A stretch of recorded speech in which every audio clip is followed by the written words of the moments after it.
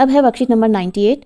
Read the conversation between Varun and Varsha, यानी वरुण और वर्षा के बीच में जो बातचीत हो रही है उसको आपको पढ़ना है। And use capital letters, full stop and question marks appropriate and rewrite in the box below. यानी आपको क्या करना है, ये देखिए हमें यहाँ पर जो इनकी बातचीत हुई है उसमें कोई भी फुल स्टॉप, कॉमा या फिर कोई भी क्वेश्चन मार्क वगैरह नहीं दे रखा है, तो हमें इनका यूज़ करते हुए इन सेंटेंसेस को सही करना है। तो एक बार हम देख लें, यहाँ पर देखिए कोई भी सेंटेंस के बीच में कोई भी फुल स्टॉप नहीं है और कोई भी कैपिटल लेटर, स्मॉल लेटर ऐसा कुछ भी नहीं दे रखा है। ठीक है, तो हमें इनको सही करना है। तो चलिए इसे हम सही कर लें। Rewrite the conversation with correct punctuation, यानी सही विराम का यूज़ करते हुए हमें ये सेंटेंस जो है वापस लिखने हैं। तो यहाँ पर हम इनके नाम भी लिख देंगे। वर्षा, यानी वर्षा ने कहा do you want to play football, क्या तुम फुटबॉल खेलना चाहते हो। तो यहाँ पर हमें फर्स्ट जो ये सेंटेंस का फर्स्ट लेटर जो है वो कैपिटल आएगा और उसके बाद में लास्ट में हमें यहाँ पर क्वेश्चन मार्क लगाना है। वरुण, फिर वरुण ने कहा यस और यहाँ कॉमा लगा देंगे। I want to play football, तो यहाँ पर आई को कैपिटल करके फुटबॉल के बाद में फुल स्टॉप लगा देंगे कि हाँ मैं फुटबॉल खेलना चाहता हूँ। फिर वर्षा ने कहा we can go to the ground, यानी हम ग्राउंड में जा सकते हैं। फिर वरुण ने कहा इज़ इट फार, यानी क्या वो दूर है, फार यानी दूर। तो उसने प्रश्न पूछा, तो यहाँ पर हम क्वेश्चन मार्क लगा देंगे। फिर वर्षा ने कहा no it is nearby, यानी नहीं वो पास में है, तो यहाँ कोमा लगाकर यहाँ फुल स्टॉप लगा देंगे। और देखिए जो कोई भी सेंटेंस जो है वो जब शुरू होता है तो कैपिटल लेटर से ही शुरू होता है, तो यहाँ पर हम सबका फर्स्ट लेटर जो है कैपिटल ही लिखेंगे।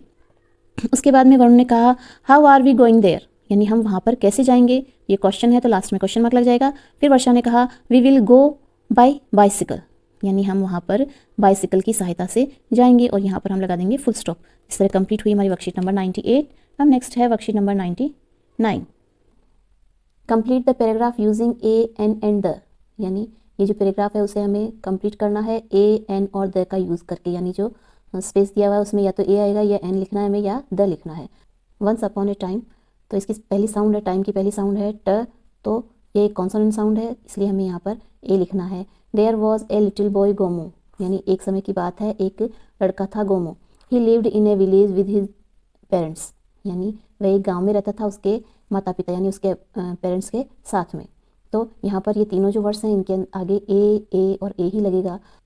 अब नेक्स्ट है blank village was near blank old river. तो देखिए ये जो विलेज है उसके बारे में हम पहले पढ़ चुके हैं, यानी जो गोमू है वो उसके मम्मी पापा के साथ में इस विलेज में रहता था, तो इसी विलेज के बारे में हम बात कर रहे हैं, तो यहाँ पर आ जाएगा द। ठीक है, और इसके बाद में ओल्ड, तो देखिए यहाँ पर एक वोवल साउंड है तो यहाँ पर एन का यूज़ होगा। तो इसका अर्थ हम समझ लें कि वो जो गांव था वो एक पुरानी जो रिवर थी यानी नदी थी उसके पास में था।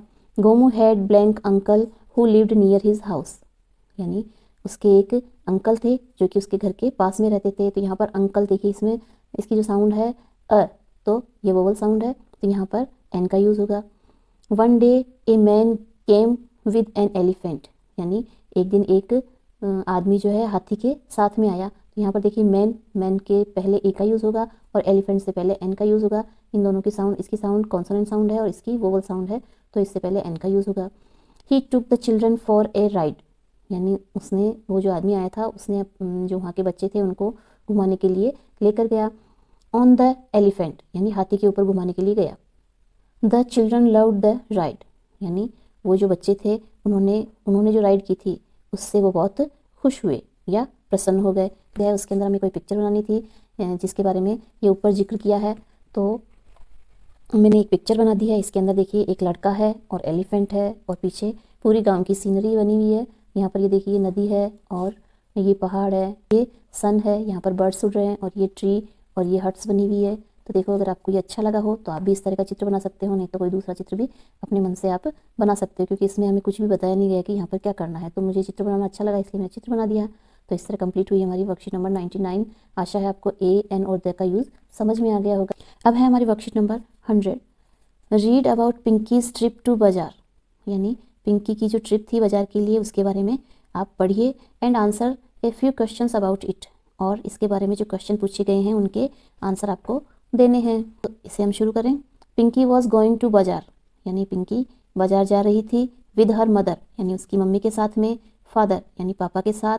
एंड 5 सिबलिंग्स, और उसके 5 भाई बहनों के साथ में वो बाज़ार जा रही थी। तो देखो इस पिक्चर के अंदर हम देख सकते हैं यहाँ पर 1 2 3 4 5 6 7 हो गए, कितने जने बैठे हैं यहाँ पे। She was sitting on her father's shoulders, यानी वो उसके पापा के कंधों पर बैठी थी, यानी ये है पिंकी जो उसके पापा के कंधों पर बैठी है। हर एल्डर ब्रदर सुरेश, यानी उसका बड़ा भाई सुरेश, वॉज हैंगिंग, यानी लटका हुआ था, एट द वेरी बैक, सबसे पीछे की साइड में। तो इस पिक्चर में हम देख लें, सुरेश जो है वो सबसे पीछे की साइड में यहाँ पर लटका हुआ है। Meena was sitting in the middle, और मीना जो है बीच में बैठी हुई थी। सडनली, यानी अचानक, द स्कूटर स्लिप्ड, यानी जो स्कूटर था वो स्लिप हो गया, यानी फिसल गया। एंड ऑल ऑफ देम, और वो सभी fell on the ground, ground में गिर गए, फेल यानी गिरना। पिंकीज मदर, पिंकी की mummy, and Suresh got injured, यानी पिंकी की मम्मी और सुरेश को बहुत चोट आई। They were taken to the hospital, उन्हें हॉस्पिटल ले जाया गया। आफ्टर द एक्सीडेंट, उस एक्सीडेंट के बाद में, यानी दुर्घटना के बाद में, Pinky's father decided that he will never ride the scooter with more than 2 people, यानी उस एक्सीडेंट के बाद में जो पिंकी के पापा थे उन्होंने ये डिसाइड किया कि वो कभी भी 2 से ज़्यादा लोगों के साथ में स्कूटर को नहीं चलाएंगे। ठीक है, तो अब देखें हम इसमें क्या क्वेश्चन दिए हुए हैं हमें। फर्स्ट क्वेश्चन है, आफ्टर रीडिंग द स्टोरी, यानी इस स्टोरी को पढ़ने के बाद में, फाइंड द फॉलोइंग पीपल, यानी इन लोगों को ढूंढिए, इन द पिक्चर, इस पिक्चर में, and mark them with ABC, और उनके ऊपर आपको निशान लगाना है कि A कौन सा है, B कौन सा है और C कौन सा है। तो देखिए यहाँ पर पिंकी, तो देखो हमने यहाँ पर पढ़ा था कि पिंकी उसके पापा के कंधों पर बैठी है, तो ये हो गई पिंकी, तो यहाँ पर हम लिख देंगे A। ठीक है, उसके बाद में सेकंड है सुरेश, तो सुरेश उसका भाई है जो उससे बड़ा है, वो सबसे लास्ट में लटका हुआ बैठा है, तो ये रहा सुरेश। उसके बाद में मीना, मीना जो कि उसकी बहन है, वो बिल्कुल बीच में बैठी है, स्कूटर के बीच में, तो ये रही मीना। तो यहाँ पर हम लिख देंगे ABC, इसे हम यहाँ लिख देंगे कि ये पिंकी है तो A, ये सुरेश है तो B, और ये मीना है तो यहाँ पर हम लिखेंगे C। ठीक है, ये हमारे फर्स्ट क्वेश्चन का आंसर हो गया। सेकंड क्वेश्चन है, वेयर आर दे गोइंग, यानी वो कहाँ जा रहे थे। तो हमने इसमें पढ़ा था कि वो मार्केट जा रहे थे, यानी बाजार जा रहे थे, तो दे आर गोइंग टू बाजार, तो यहाँ हम लिख देंगे। One member of the scooter, यानी इस स्कूटर का एक सदस्य, इज़ नॉट मैंशन, यानी उसके बारे में नहीं बताया गया। इन द पैराग्राफ, यानी पैसेज के अंदर उस मेंबर के बारे में नहीं बताया गया। हु इज़ इट, वो कौन है।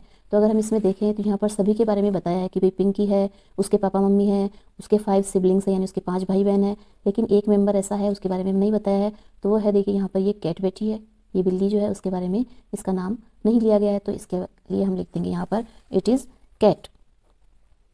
Y did the scooter fall, यानी स्कूटर क्यों गिरा।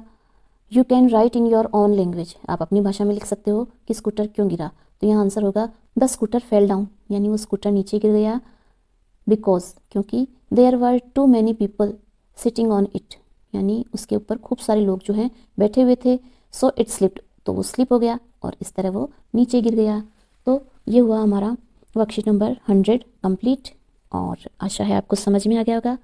तो इसके बाद में हम आगे की वर्कशीट्स पढ़ेंगे। Thank you for watching.